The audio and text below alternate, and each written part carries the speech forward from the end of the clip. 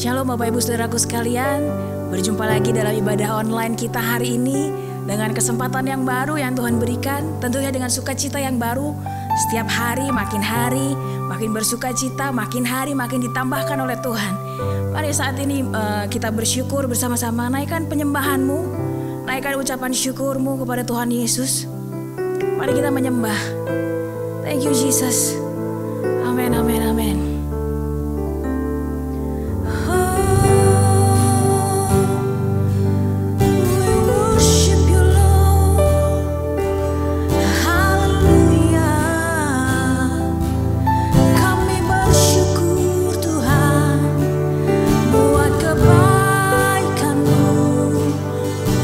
Kasih setiamu dalam hidupku.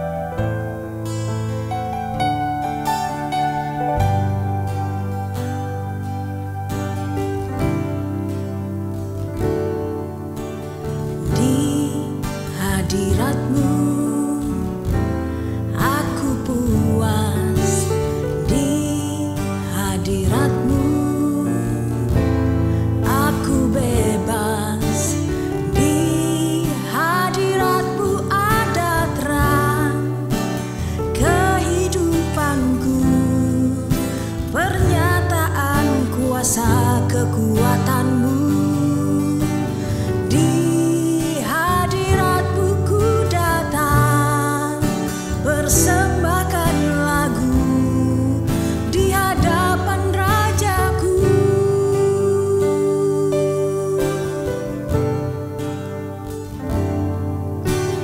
Di hadirat-Mu aku puas, di hadirat-Mu aku bebas, di hadirat-Mu ada terang kehidupanku, pernyataan kuasa kekuatan-Mu. Di hadirat-Mu ku datang, persembahkan lagu di hadapan Rajaku. Di hadirat-Mu ada terang kehidupanku, pernyataan kuasa kekuatan-Mu. Di hadirat-Mu ku datang, persembahkan lagu di hadapan Rajaku.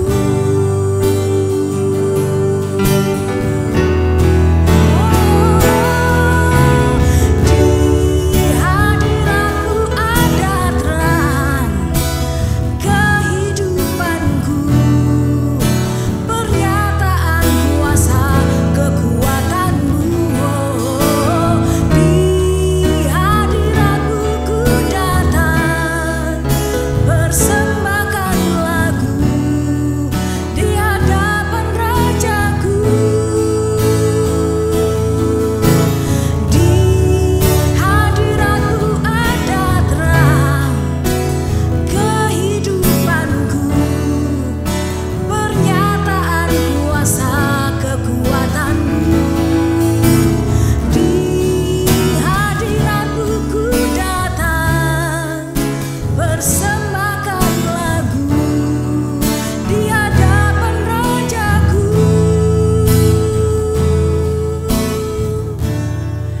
Di hadapan Rajaku.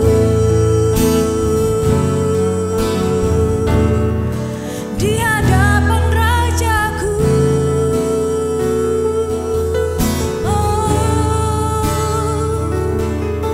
We worship You, Jesus.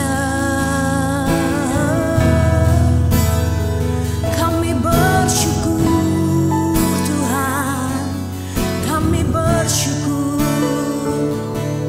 penyertaan-Mu Tuhan, nyata bagiku. Haleluya, haleluya,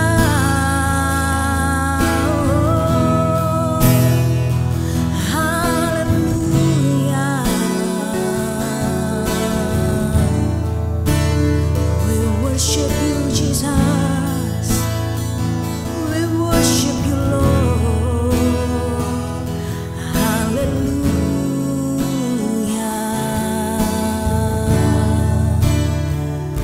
haleluya.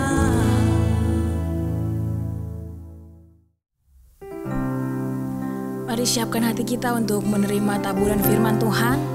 Dan sekaligus hari ini kita akan melaksanakan sakramen perjamuan kudus. Mari siapkan hati kita bersama-sama.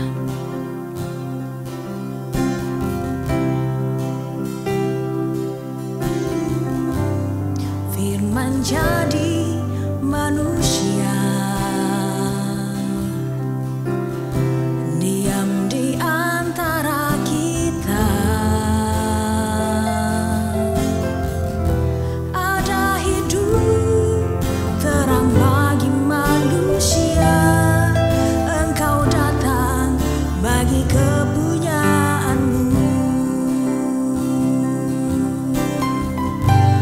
Firman jadi manusia, diam di antara kita.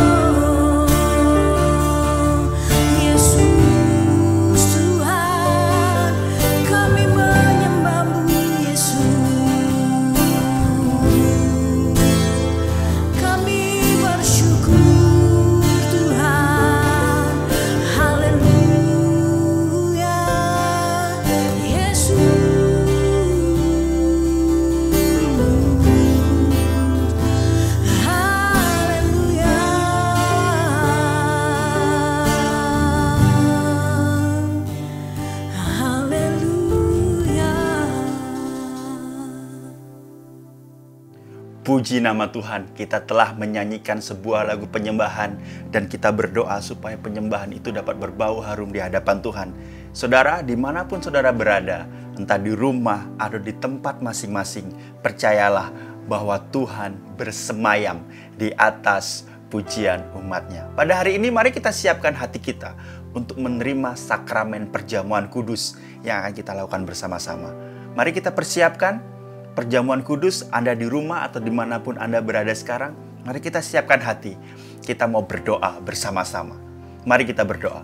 Tuhan, kami bersyukur atas setiap puji-pujian yang dinaikkan. Dan sebentar lagi Tuhan, kami akan melakukan sakramen perjamuan kudus.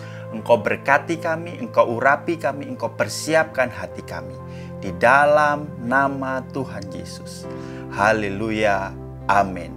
Puji nama Tuhan. Mari kita persiapkan perjamuan kudus kita. Kita siapkan roti. Kita angkat di atas kepala kita. Dan saya akan membacakan firman Tuhan untuk saudara sekalian. Mari kita angkat roti di atas kepala dan beginilah firman Tuhan. Sebab apa yang telah kuteruskan kepadamu telah aku terima dari Tuhan, yaitu bahwa Tuhan Yesus pada malam waktu ia diserahkan mengambil roti, dan sesudah itu ia mengucap syukur atasnya. Ia memecah-mecahkannya dan berkata, inilah tubuhku yang diserahkan bagi kamu. Perbuatlah ini menjadi peringatan akan aku. Mari kita makan di dalam nama Tuhan Yesus.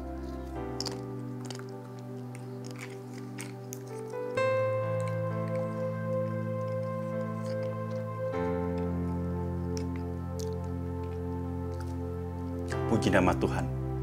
Pada hari ini kita akan persiapkan anggur perjamuan ada di tangan kita masing-masing. Diingatkan saudara, roti dan anggur yang didapat dari gereja hanya sebuah sarana. Saudara bisa mempersiapkan entah roti, biskuit, air putih, atau mungkin soft drink untuk kita bisa persiapkan di rumah seperti Fanta misalnya. Mari kita siapkan perjamuan kudus kita persiapkan anggur sebagai lambang dari darah dari Tuhan Yesus. Mari kita angkat tinggi-tinggi dan beginilah firman Tuhan. Demikian juga ia mengambil cawan sesudah makan, lalu berkata, cawan ini adalah perjanjian baru yang dimeteraikan oleh darahku. Perbuatlah ini setiap kali kamu meminumnya menjadi peringatan akan aku. Sebab setiap kali kamu makan roti ini dan minum cawan ini, kamu memberitakan kematian Tuhan sampai ia datang. Mari kita minum di dalam nama Tuhan Yesus. Puji Tuhan. Mari kita berdoa dan mengucap syukur saudara. Tuhan, kami bersyukur untuk darah-Mu, untuk pengorbanan-Mu di kayu salib Tuhan. Pada hari ini kami percaya Tuhan bahwa Engkau mengasihi kami dengan berkorban untuk menebus dosa kami semua. Meteraikan setiap perjamuan kudus, meteraikan setiap darah tubuh-Mu untuk kami dapat hidup, kami dapat berlaku setia, kami dapat mengikut Tuhan secara sesuai dengan firman Tuhan. Menyenangkan hati-Mu, mempermuliakan nama-Mu. Terima kasih Yesus. Kami berdoa untuk firman Tuhan pada hari ini, agar firman Tuhan menguatkan kami semua. Urapi Pastor Markus untuk menyampaikan firman Tuhan sesuai dengan isi hati-Mu. Kami siap mendengarkan, berikan hati, telinga, dan pikiran seorang murid Tuhan. Terima kasih Tuhan.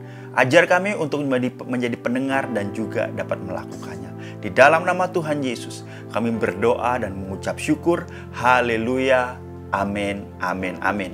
Tuhan Yesus memberkati.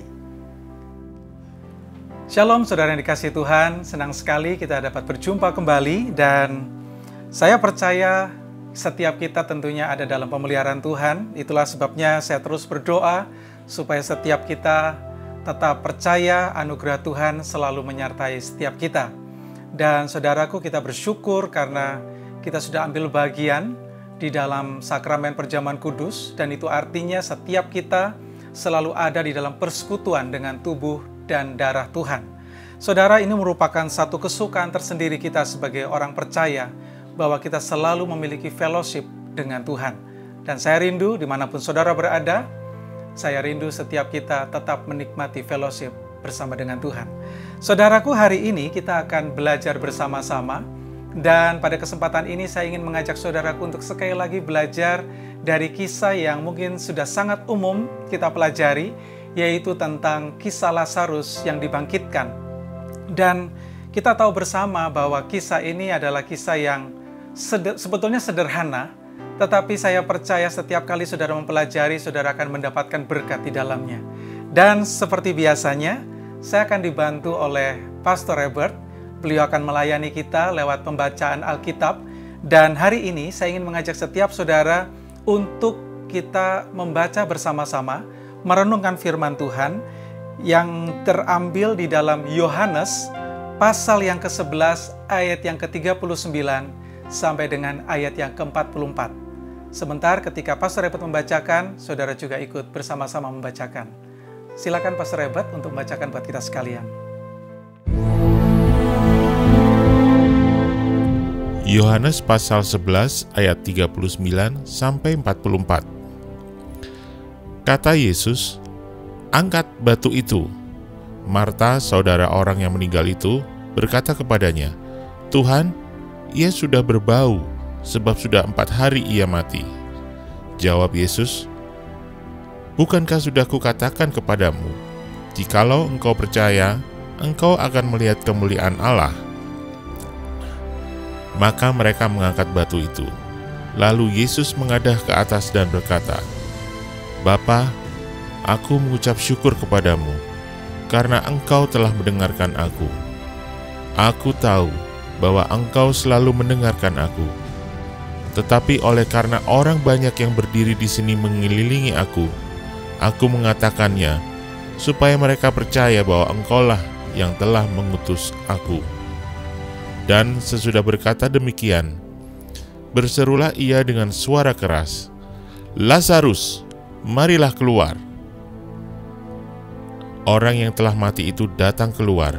Kaki dan tangannya masih terikat dengan kain kapan, dan mukanya tertutup dengan kain peluh.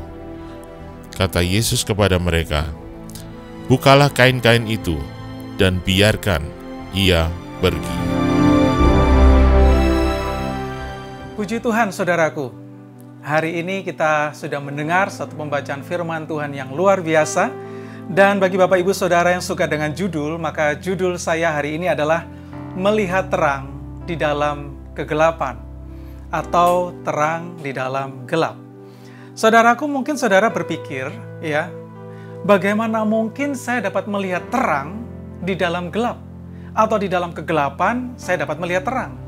Tentunya mungkin saudara berpikir seperti itu. Ya, saya jujur, saya juga bertanya-tanya dalam hati saya, bagaimana mungkin saya dapat melihat terang di dalam kegelapan?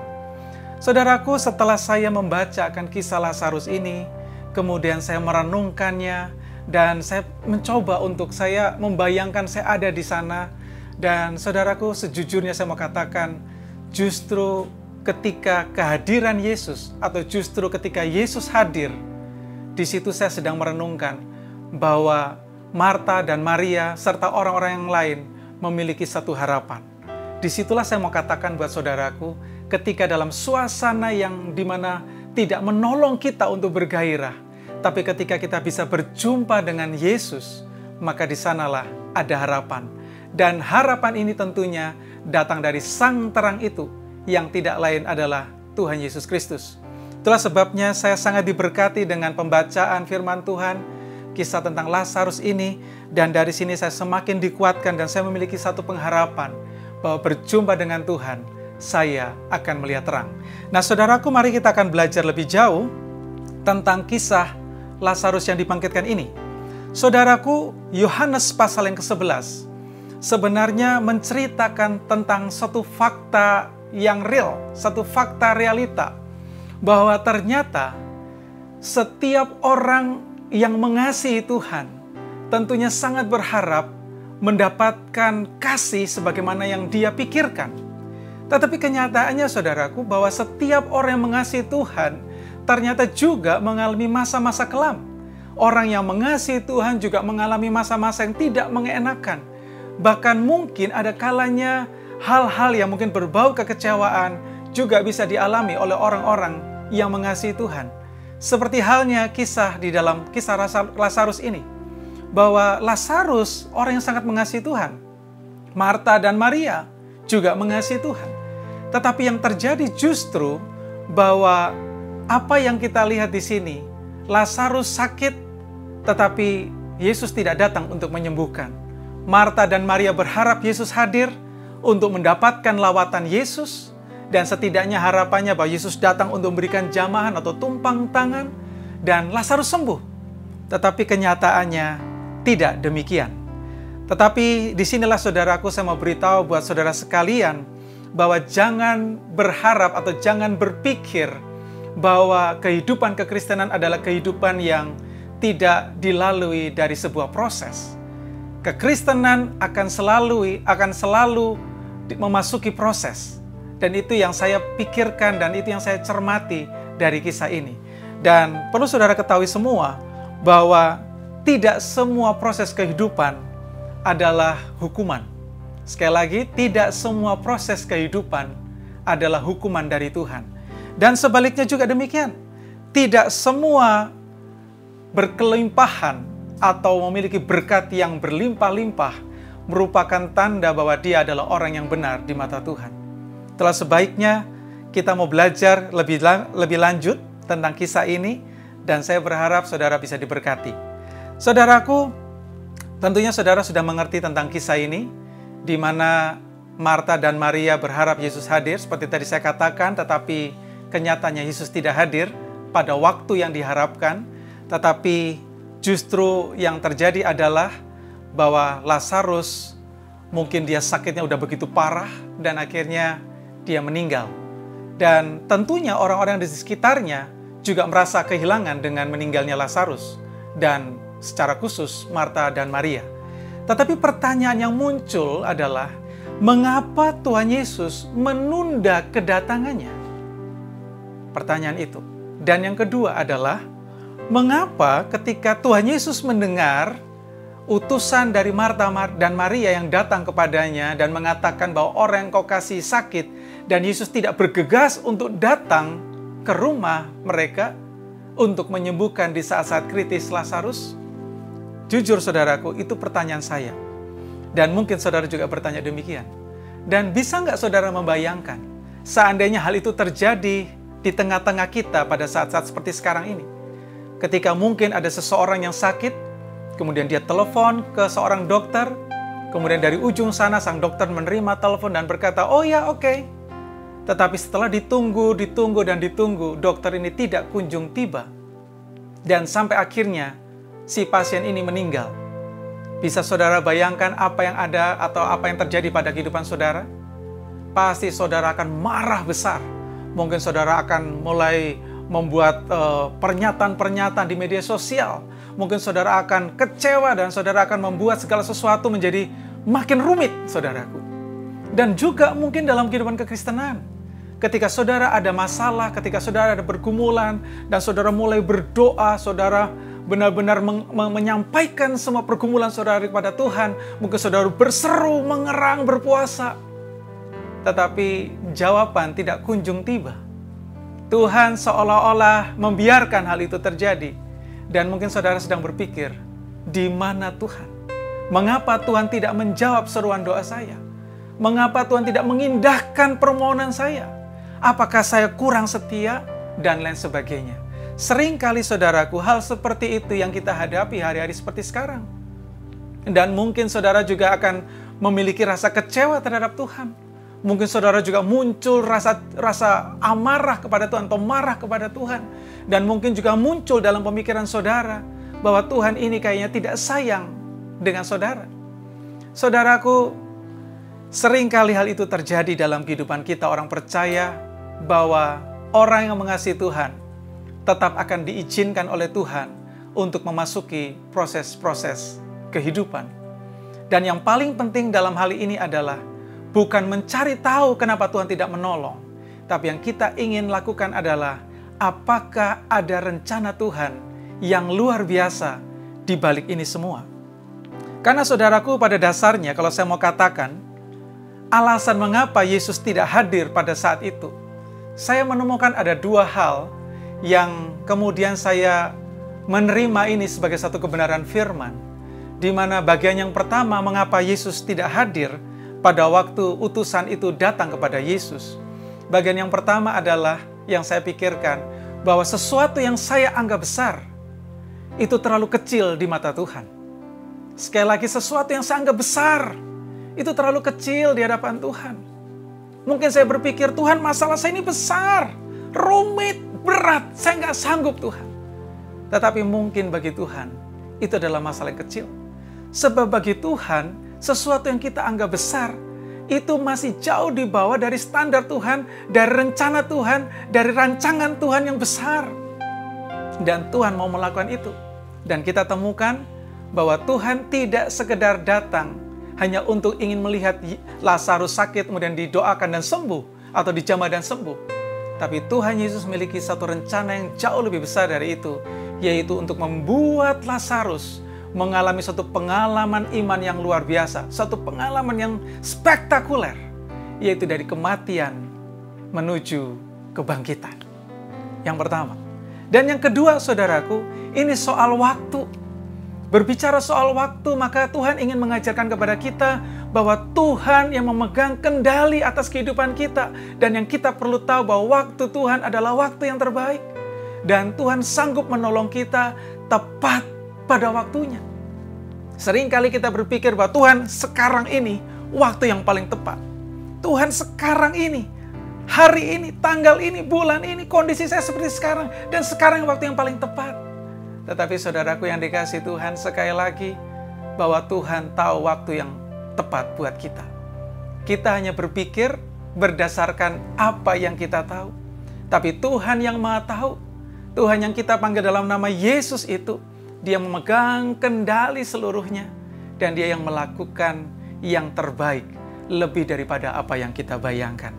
Saudaraku, saya sangat bersyukur kepada Tuhan, karena ketika saya membaca ini, saya melihat, Tuhan, aku tahu bahwa sebenarnya mungkin bagi Marta, Maria, dan Lazarus, dan bahkan mungkin orang-orang sekitarnya, bahwa tidak ada harapan. Ini sesuatu yang gelap. Ini suatu kegelapan, suatu kekelaman, dan mungkin, ya sudah, habis sudah. Tetapi saudaraku, perjumpaan dengan Yesus memberi satu pengharapan. Dan itu yang saya sebut terang itu. Itulah sebabnya saudaraku, setidaknya ada 3 hal yang hari ini saya mau bagikan buat saudara, yang berkaitan dengan melihat terang di dalam kegelapan. Atau di dalam kegelapan, saya bisa melihat terang itu. Saudaraku, kita akan fokus kepada ayat yang ke-43 dan ayat yang ke-44. Dan di sana tadi kita sudah mendengar bagaimana Pastor Repot membacakan buat kita, bahwa saat itu Yesus di depan makam daripada Lazarus, Yesus dengan suara yang lantang, firman Tuhan katakan, Dia berseru dengan suara keras. Dan Dia berkata atau memanggil Lazarus, Lazarus, marilah keluar. Wow, saudaraku, ketika saya membayangkan ayat ini, dan saya sedang membayangkan mungkin saya saat itu ada di sana, dan ketika itu saya mendengar Yesus berkata, Lazarus, marilah keluar. Yang muncul dalam pikiran saya adalah, rasanya nggak mungkin. Rasanya nggak mungkin. Ini bercanda ini. Tetapi, mari kita lihat ayat yang berikutnya. Ayat yang 44, rupanya, ternyata, Lazarus keluar hidup dan dia menampakkan dirinya. Saudaraku, saya sangat diberkati dengan kisah ini. Dan mari saudaraku, kita masuk pada 3 poin yang dimana saya sudah pelajari dan saya ingin berbagi berkat ini buat saudaraku. Poin yang pertama adalah Yesus memanggil kita. Yesus memanggil kita, atau Yesus memanggil saya dan memanggil saudara. Dan saudaraku, ada hal yang luar biasa yang saya ingin tunjukkan buat saudara, bahwa yang pertama, bahwa yang memiliki inisiatif untuk membangkitkan Yesus bukan Marta dan Maria. Atau dengan kata lain, Marta dan Maria tidak ngomong sama Yesus, "Oh Tuhan, Tuhan tolong bangkitkan saudaraku." Tidak, saudaraku. Tetapi yang memiliki inisiatif untuk membangkitkan Lazarus adalah Tuhan Yesus.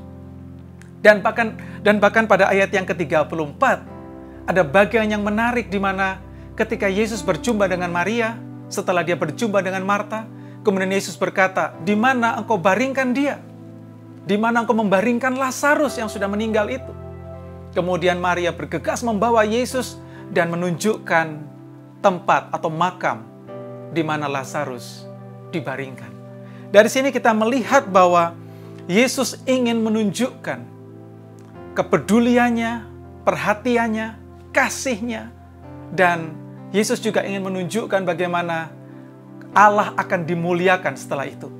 Dan firman Tuhan mencatat bahwa sebelum ini Yesus berkata kepada Marta bahwa Yesus adalah kebangkitan dan hidup. Dan itu artinya bahwa setiap orang yang percaya kepadanya pasti akan hidup meskipun ia sudah mati. Dan ini menunjukkan bahwa ada harapan ketika berjumpa dengan Yesus. Dan saudaraku, saya membayangkan lagi. Saya membayangkan tentang Lazarus. Dan saya percaya bahwa Lazarus tidak pernah berpikir sebelumnya bahwa satu kali dia akan memiliki pengalaman yang luar biasa, yaitu dari mati kemudian bangkit.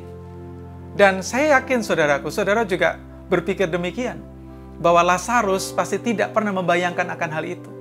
Tetapi mengapa hal ini bisa terjadi, saudaraku? Hal ini bisa terjadi hanya oleh karena Tuhan Yesus ingin mendemonstrasikan kuasa Allah. Dan yang menarik di sini, saudaraku, saya mendapatkan sesuatu yang luar biasa, bahwa mungkin hari ini Lazarus itu adalah kita. Lazarus itu adalah saya dan saudara. Mungkin pada saat kita sudah dibaringkan di tempat di mana kita sudah nggak mampu lagi untuk bangkit berdiri, kita sudah lemah, kita mungkin sudah nggak berdaya, kita mungkin sudah putus asa, mungkin kita sudah kecewa, bahkan mungkin kecewa berat. Justru sebenarnya kalau kita membuka hati kita akan mendengar panggilan daripada Tuhan Yesus, undangan daripada Tuhan Yesus. Dan mungkin Tuhan Yesus akan memanggil nama saudara masing-masing, seperti dia memanggil nama saya, Markus, keluar. Dan saya percaya kerinduan Tuhan Yesus adalah bahwa saya tidak boleh ada dalam keterpurukan kekecewaan, keterpurukan kegelapan, keterpurukan masalah. Tuhan ingin supaya saya bangkit kembali, dan saya mendengar suara Tuhan, saya meresponi, saya berdiri, dan saya melangkah menuju keluar, menuju panggilan Yesus. Siapapun kita, saudaraku, jika hari-hari seperti sekarang ini kita mendengar panggilan Tuhan, entah ketika pada waktu kita membaca Alkitab, atau kita mendengar firman Tuhan seperti sekarang ini, dan saudara ada panggilan yang kuat dalam hidup saudara, dalam hati saudara, dan Tuhan ingin mengundang saudara untuk bangkit kembali, maka responi undangan Tuhan, responi panggilan Tuhan. Tuhan Yesus sangat mengasihi saudara, dan sampai kapanpun saudara, kalau saudara rindu untuk melihat mujizat dinyatakan, maka dengarlah suara Tuhan. Poin yang kedua, saudaraku. Poin yang kedua adalah Yesus memerdekakan kita. Poin yang pertama, Yesus memanggil kita. Poin yang kedua, Yesus memerdekakan kita. Saudara bisa perhatikan ayat yang ke-44 bagian yang ke-B, sebab di sana dikatakan kaki dan tangannya masih terikat. Bahkan wajahnya pun masih ditutupi dengan kain peluh, saudaraku. Dan Tuhan Yesus memerintahkan kepada orang-orang yang ada pada saat itu, mungkin lebih-lebih difokuskan kepada keluarga yang ada, cepat buka kainnya. Lekas buka kainnya. Lepaskan ikatannya. Ya jelas ikatannya harus dilepas, saudaraku. Saudara bisa bayangkan kalau Lazarus bangkit, kemudian Lazarus kembali ke rumah, tapi masih dalam ikatan seperti itu, orang akan lari, saudaraku. Tapi ini menunjukkan kepada setiap kita, mengapa Tuhan Yesus ingin supaya ikatan itu segera dilepas. Perlu saudara ketahui, bahwa semua kain yang menempel pada tubuh Lazarus, itu adalah kain kematian. Kain kematian yang mengikat dia, mengikat tangan dan kakinya, yang membuat dia nggak bisa bergerak. Mungkin dalam konteks sekarang ini, bukan kematian secara fisik yang kita alami, tapi kematian untuk berharap kepada Allah. Kematian untuk tidak mampu untuk melihat kepada Allah. Mungkin kematian untuk tidak memiliki iman untuk bersandar kepada Allah. Saudaraku, siapapun kita pasti pernah punya pengalaman seperti sekarang ini. Ada ikatan yang membuat kita itu seolah-olah nggak sanggup lagi untuk berharap. Nggak sanggup lagi untuk mengerjakan sesuatu. Bahkan kaki kita terikat seolah-olah kita nggak bisa melangkah lagi untuk keluar daripada kondisi atau masalah yang kita hadapi. Tapi Tuhan Yesus berkata, lepaskan itu. Segera lepaskan itu. Bahkan lepaskan juga kain peluh yang menutupi wajahnya. Saudaraku, untuk mengenal seseorang tidak sekedar dari nama yang dia punya, tapi juga dari wajahnya. Itulah sebabnya tentunya saudara nggak pingin, bukan? Saudara memiliki tubuh yang sehat, tapi wajah saudara berbicara atau menunjukkan wajah-wajah kematian. Wajah yang tidak punya harapan. Wajah yang tidak punya masa depan. Wajah yang mungkin orang bilang lusuh. Tapi Tuhan katakan, lepaskan semuanya. Dan saya percaya kerinduan Tuhan Yesus adalah bahwa Lazarus ketika semua dilepas, dia segera pulang membasuh dirinya. Dan seperti tradisi, dia harus datang ke rumah Tuhan untuk bersyukur, untuk menyembah Tuhan. Itulah kehidupan kita. Di dalam kekristenan, saudaraku, Tuhan tidak ingin kita hidup di dalam ikatan kematian. Yang perlu saudara ketahui, bahwa sama seperti Lazarus tidak bisa membuka kain yang mengikat dia nggak bisa membukanya sendiri, dia perlu orang lain. Dan atas dasar perintah Yesus, hari ini pun juga demikian, saudara tidak akan bisa melepaskan diri saudara dengan segala kondisi yang ada, selain saudara mau mendengar ucapan Yesus, firman Tuhan, dan hanya Yesus yang dapat melepaskan saudara. Apapun pergumulan saudara hari-hari ini, kalau saudara mau datang kepada Yesus, maka hanya Yesus yang sanggup untuk melepaskan setiap masalah saudara. Poin yang ketiga, saudaraku, Yesus mengutus kita. Poin yang ketiga, Yesus mengutus kita. Jadi poin yang pertama, Yesus memanggil kita. Poin yang kedua, Yesus memerdekakan kita. Dan poin yang ketiga adalah Yesus mengutus kita. Ayat yang ke-44 bagian C, firman Tuhan katakan di sana, supaya kita membuka kain-kain itu dan membiarkan Lazarus pergi. Menarik sekali saudaraku, dan perlu saudara cermati atau perhatikan, bahwa ketika Tuhan Yesus berkata demikian kepada Lazarus, posisi Lazarus masih di depan makamnya sendiri. Jadi di belakangnya itu adalah makamnya sendiri. Dan Tuhan Yesus ingin supaya Lazarus segera meninggalkan tempat itu untuk pergi. Tujuannya tidak lain adalah supaya Lazarus tidak ada dalam suasana kedukaan, suasana yang kelam, suasana kematian yang menyelimuti dia. Tetapi Tuhan ingin supaya Lazarus segera pergi dari sana, dan dia melakukan satu kewajiban yang luar biasa, yaitu untuk memberitakan kebaikan Tuhan, memuliakan Tuhan. Dalam kehidupan kita seperti sekarang ini, saudaraku, kalau ada banyak suara-suara yang berkata tentang hal-hal yang menakutkan, hal-hal yang negatif, hal-hal yang mungkin berita-berita membawa kematian seperti kondisi seperti sekarang, pilihlah untuk mendengar akan panggilan Tuhan. Pilihlah untuk percaya bahwa Yesus sudah memerdekakan saudara. Dan hari ini, ketahui saudaraku, bahwa Tuhan Yesus juga ingin mengutus saudara. Ketika Tuhan Yesus ingin mengutus saudara, maka sebenarnya kerinduan Tuhan adalah dimanapun saudara berada, saudara tetap dapat menyuarakan suara-suara kehidupan, suara-suara kebenaran, suara-suara yang memberi harapan, suara-suara yang memberi kepada banyak orang satu terang itu.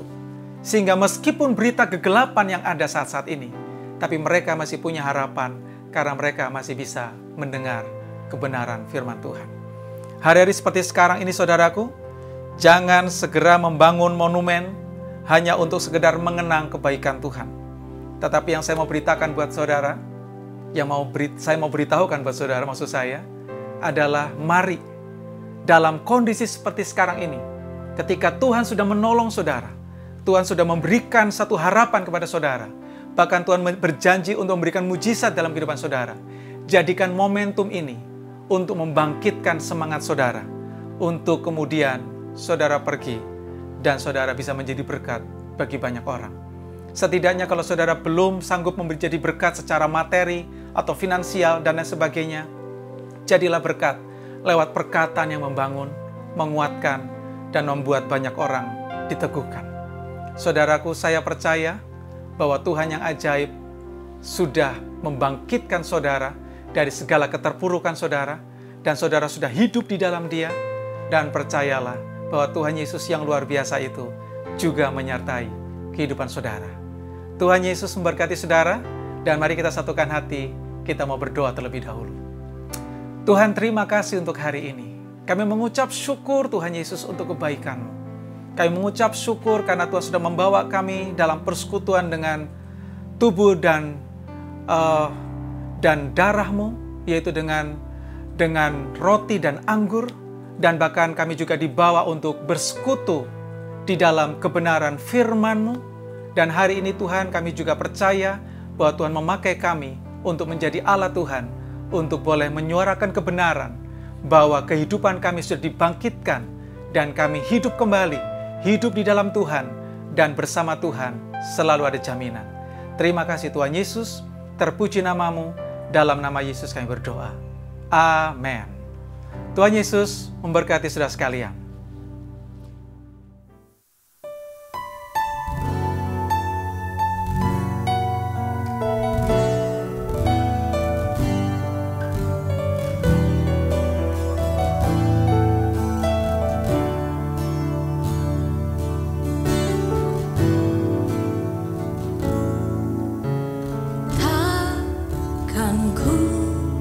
Ragu Tuhan,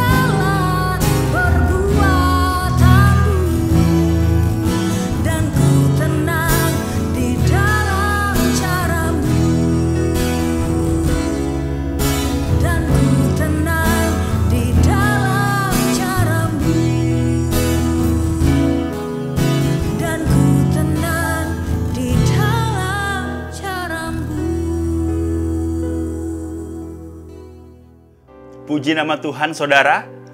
Suatu firman Tuhan yang sangat menguatkan kita semua.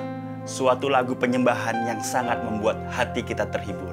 Pada hari ini, saudara jangan lupa ada beberapa pengumuman yang gereja mau sampaikan pada hari ini.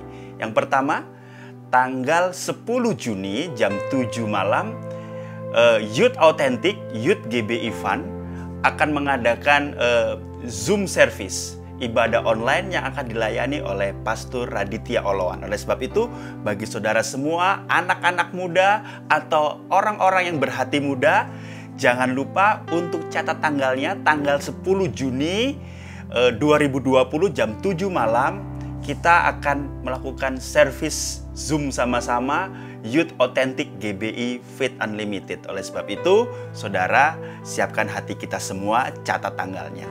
Saudara, minggu depan kita akan dilayani oleh saya sendiri. Kita akan terus memuji dan menyembah Tuhan, saudara. Jangan lupa juga pada saat saudara menonton online service ini, jangan lupa untuk subscribe atau likes atau bunyikan loncengnya. Pencet tombol lonceng untuk kita sama-sama bisa terus terupdate. Ada renungan harian, ada motivasi-motivasi yang akan menguatkan kita semua. Amin. Jangan lupa saudara juga bisa memberikan persembahan melalui banking transfer atau transfer bank, atau juga bisa melalui barcode yang tersedia selama video online ini berlangsung. Puji nama Tuhan. Mari kita akhiri ibadah online kita pada hari ini. Dimanapun saudara berada, hadirat Tuhan tetap sama, tetap kuat, saudara. Mari kita berdoa. Tuhan, kami bersyukur untuk ibadah pada hari ini. Kami berdoa agar jemaat-Mu dikuatkan di masa-masa sulit ini. Jemaat-Mu dikuatkan, jemaat-Mu diteguhkan, dan jemaat-Mu sadar bahwa Tuhan adalah Tuhan yang baik dan tidak pernah meninggalkan anak-anak-Mu. Berdoa untuk setiap persembahan yang jemaat-Mu beri. Jadikan ini sebagai dupa yang harum di hadapan-Mu. Latih kami Tuhan untuk kami memberi karena kami mengasihi Engkau. Persembahan mingguan, persembahan persepuluhan, Tuhan, Engkau pandang itu sebagai dupa yang harum di hadapan-Mu. Berkati juga untuk acara-acara untuk Youth Authentic bersama Pastor Raditya Oloan, untuk ibadah minggu, untuk ibadah komsel koi Tuhan, dan apapun itu Tuhan Kau urapi. Jadikan acara ini sebagai alat untuk mempermuliakan nama-Mu Tuhan. Dan sebentar lagi Engkau akan memberkati jemaat-Mu. Mari jemaat, angkat tangan-Mu dan terimalah berkat dari Tuhan. Diberkatilah dimanapun engkau berada. Diberkatilah keluargamu. Diberkatilah kesehatanmu. Diberkatilah setiap rencanamu bersama Tuhan. Diberkatilah pekerjaan, bisnis, studimu, dan kuliahmu. Dan engkau akan setia kepada Tuhan sampai kesudahannya. Amin, amin, amin. Tuhan Yesus memberkati kita semua.